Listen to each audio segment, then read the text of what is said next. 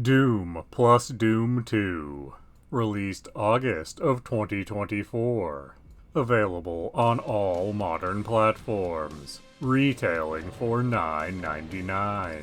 This is actually something of a collection release containing much more than just Doom and Doom 2. Also on offer are master levels for Doom 2, TNT Evolution, the Plutonia Experiment, No Rest for the Living, Sigil, and Legacy of Rust, with that last one being new for this collection.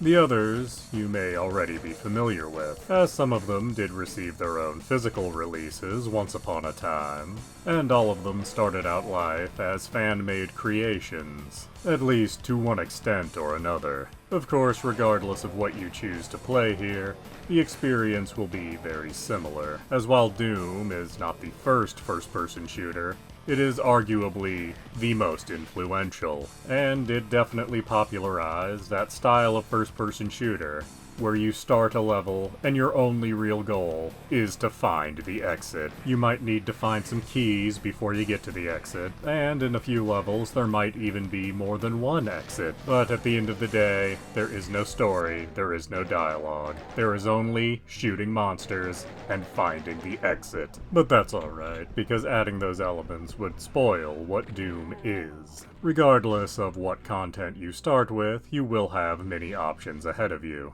as you can simply start from the beginning, on whatever difficulty you like, or you can freely pick what level to start on, as well as choose from a selection of difficulty modifiers. And of course you have the option to go to the mod shop. Sadly, you don't have the option to add popular features from various source ports over the years, such as jumping or completely free mouse look. Still, there is enough content here on offer and modifiers to make this a very satisfying package. The level select feature in particular was very welcome, as there are levels for Doom 2 that I haven't seen in years, and it was nice to be able to jump right to them. Although I can't help but notice that some of the elements from Wolfenstein 3D have been censored a little bit in this version.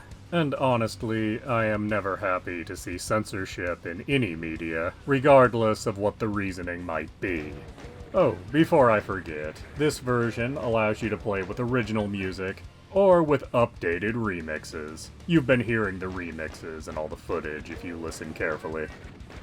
So, is Doom plus Doom 2 worth your time and money? Well, between the price being $10 and there being a lot of content on offer here, absolutely yes. Doom had a huge impact on gaming as a whole, and I do think anyone that is a fan of video games should experience the original Doom. And this is an incredibly cheap and user-friendly way to have that experience. It's worth noting that depending on what platform you're playing on, and what specific versions of Doom you've owned previously, you may already have Doom plus Doom 2 waiting in your collection for free. That was the case for me on Steam, and I was quite happy to notice this. And while I do think this is a must-have collection for virtually all gamers, I did have one issue while playing it, and it's a very minor issue, but it did bother me. By default, the key you use to interact with the environment on the keyboard is space. And you can go in and redefine the controls as you like on the PC, of course,